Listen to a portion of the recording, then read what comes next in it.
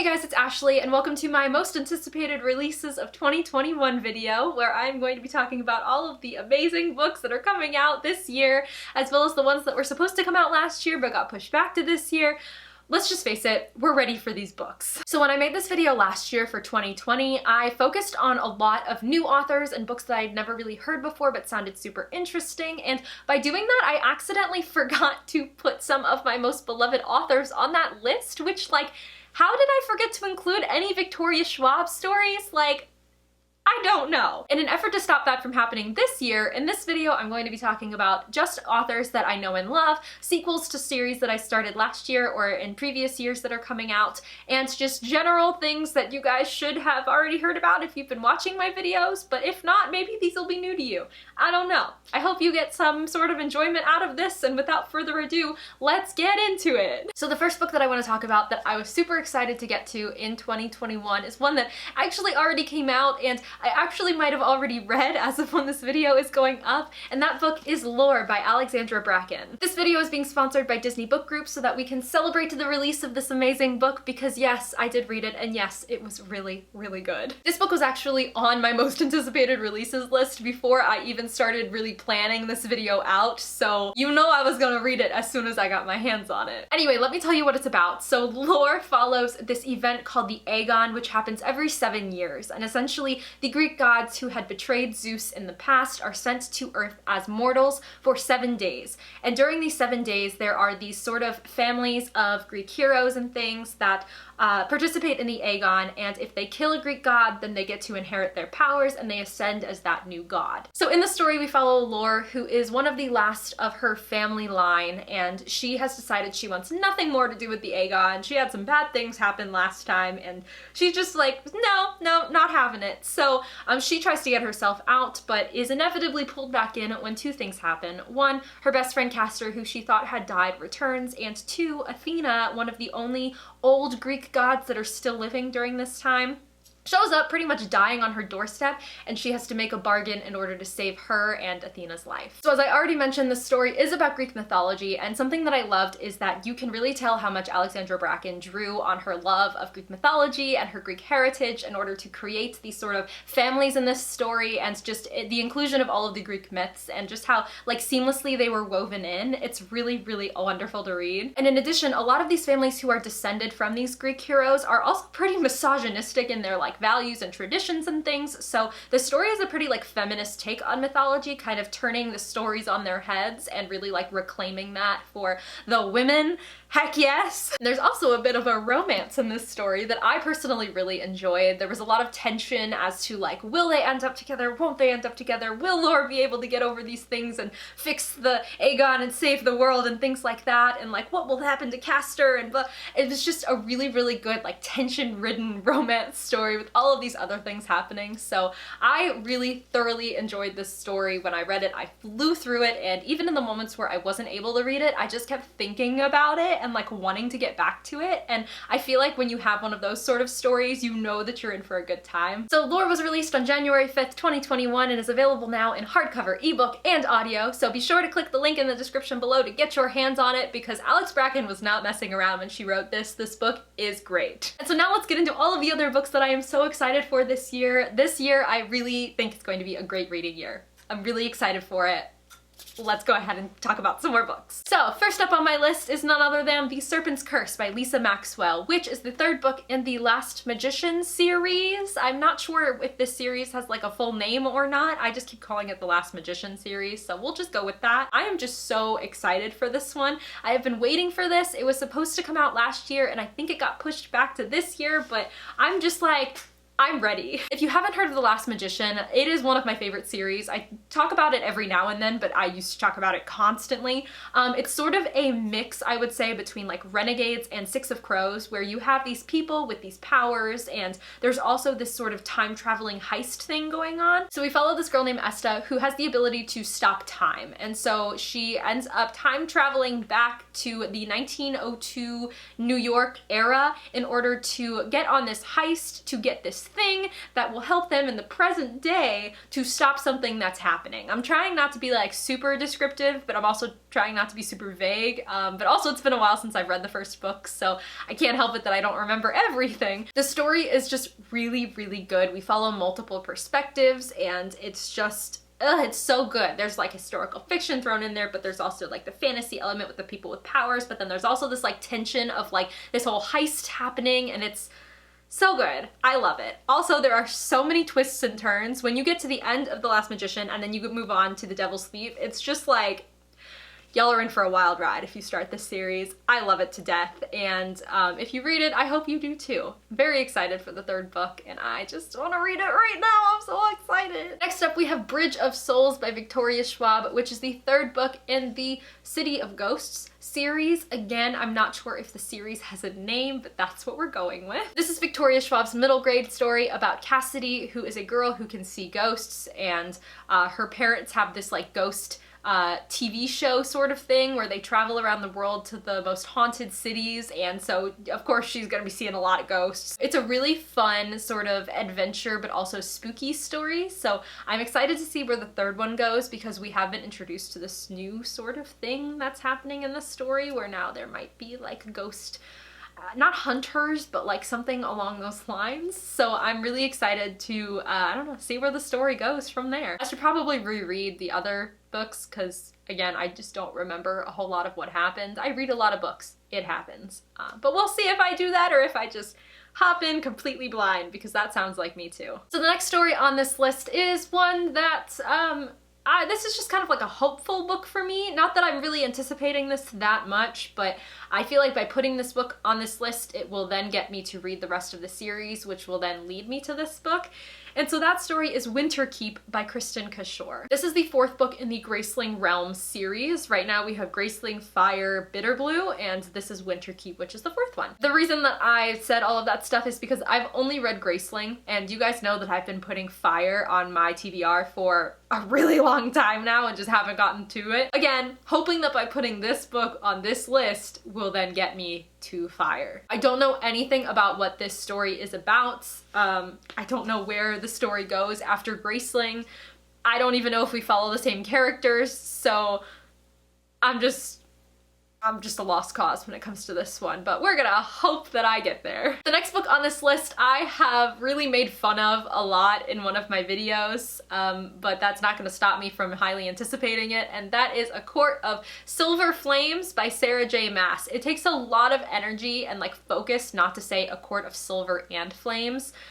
A Court of Silver Flames. Why did you have to do this to us? I've made fun of this cover. If you have not heard it, you can go watch my crochet with me video, I think. In that video, I talked about like cover comparisons and cover changes, and that was one of them that I hated. So yeah, you can watch all of my fiery, burning passion, hatred for this cover in that video, which I'll leave linked down below. But for now, I'm just gonna talk about the story, and the story is a continuation of the A Court of Thorns and Roses series, obviously, so I'm very excited for this. I think I read it because I like the romance in it more than I like the plot, so I feel like it's gonna be the same for this one. Like, I don't know what the plot of this story is at all. Right? Like, I don't know where they're gonna go after they did all of the Court of Thorns and Roses stuff. I don't know what the actual story is. I just know that we follow Nesta and Cassian, and that's all that I needed to want to read this book. This next one, I'm laughing at myself that I put it on this list because it's like, come on, Ashley, you're really highly anticipating this. You're really gonna read this book.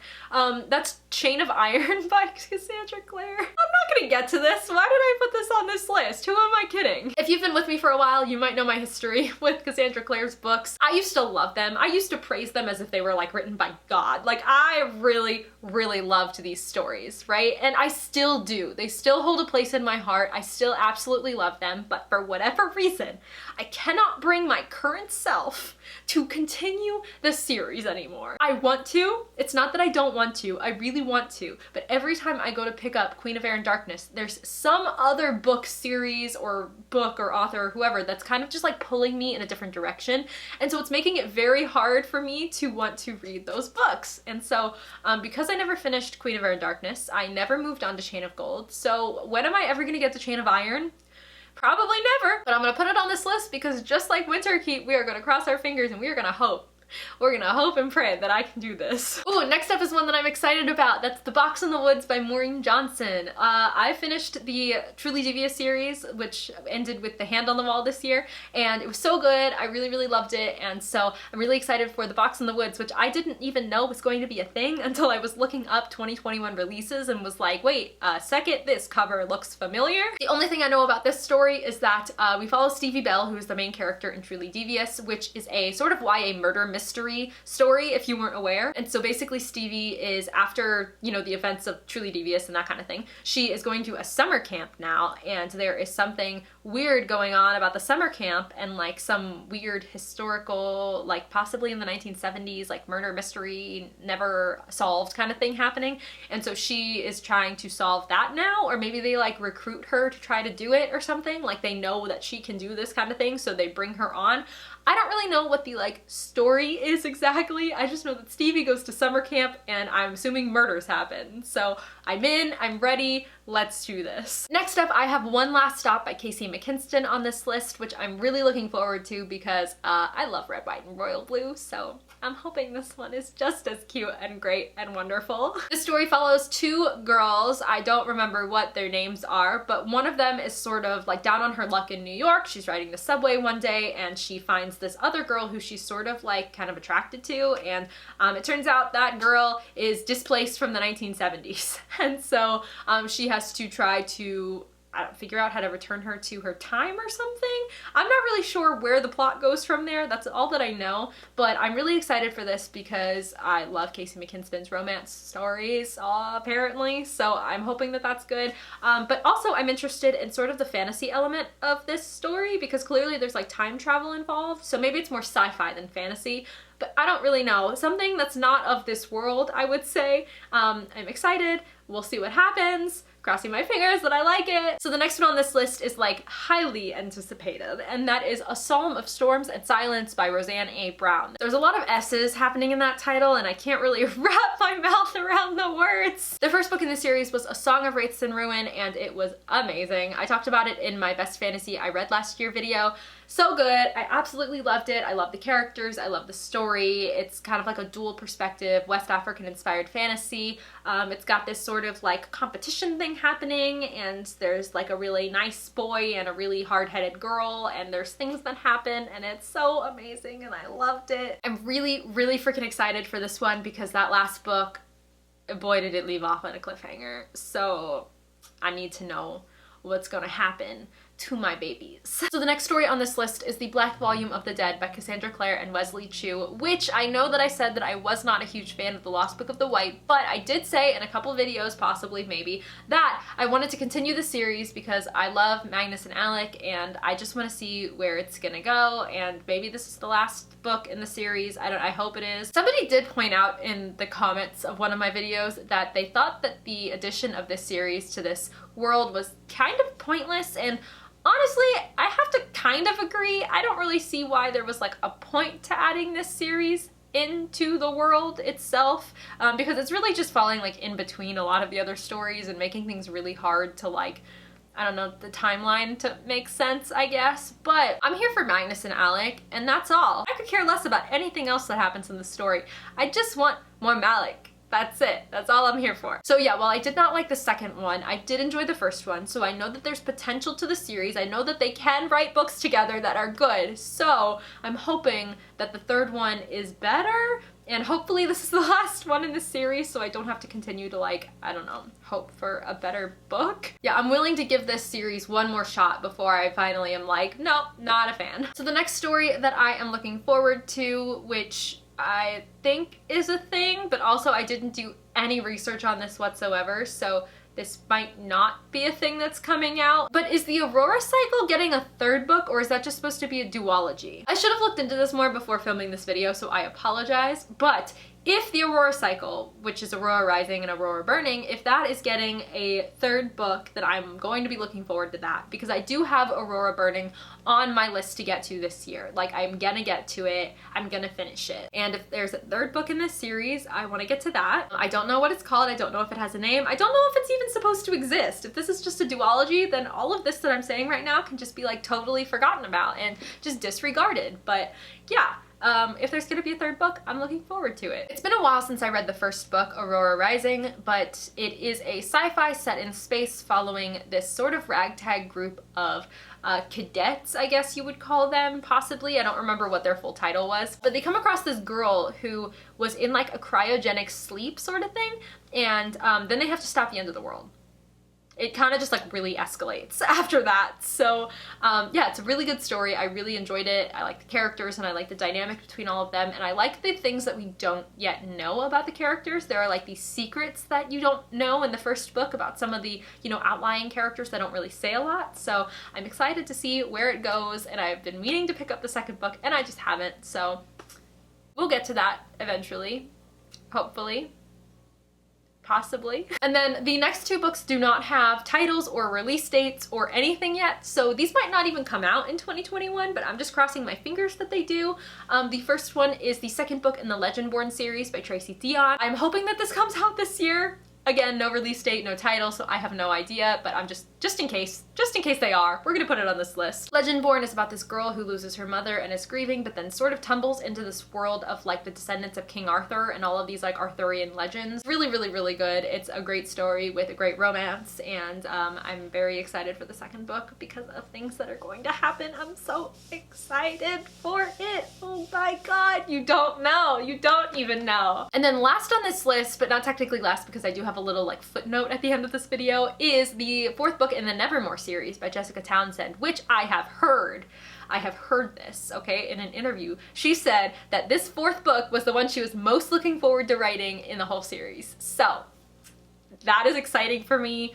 I'm so ready, especially after the end of the third Nevermore book, Hollowpox. Oh my god, that ending. Nevermore reminds me of Harry Potter, but like to me, like a better version of it. But yeah, Nevermore is just wacky and it's fun and it's funny and it's just so great, and I love having like a female lead, and I love the like, you know, arch enemy who we don't really know, is he good, is he bad, what were his motives, like why did he do these things, like what, I'm so excited for this book. Oh my god! This video is just making me so excited for all of these stories. Like, y'all have no idea. Like, last year when a book would come out and I would just like push off, you know, the book after its release date and I would just never read it. This year, I'm determined. I'm gonna read these books when they come out. You will see me do that. Sorry, I also have a lot of energy right now. I don't know why. And so then, the footnote that I wanted to make at the end of this video was that I'm not sure what Rick Riordan is releasing this year. I've heard some people say that he's releasing some sort of like Irish mythology book, some sort of like that style of book slash series. So I don't know if that's actually happening this year. I don't know what is happening, but if he's releasing anything, just like act like I added it to this video because I would definitely be very excited for it. I just haven't been keeping up with the news with him recently, so I don't know what he's releasing. But obviously I'm very excited for anything he releases. And in addition as well, Victoria Schwab, anything else that she releases, like I know that she's apparently working on like movie scripts and TV scripts and other books and comics and things like that. So literally anything that either of them release, just pretend I added it to this list because I'm very excited for all of it. And so you guys, I think that is going to be it for my most anticipated releases video. I hope that this was entertaining for you to watch because like I said, it just got me very excited. If you have a release that's coming out this year that you are extremely excited for, definitely let me know down below, whether it's a new book that you've never read or a sequel or from a beloved author that you really love their work. Definitely let me know down below. I want us to all get excited together about these things. Let's go 2021. Let's make a better year than it was before. And don't forget that Lore by Alexandra Bracken is in stores now. It is available in hardcover, ebook, audio. Make sure you get your hands on it. There will be a link in the description. Use it, find the book, read it, love it, and I hope you enjoy. But other than that, I think that's going to be it for this video. If you guys want to follow me on any of my socials, all my handles are in the description. Thank you so much for watching, and I will catch you later. Bye!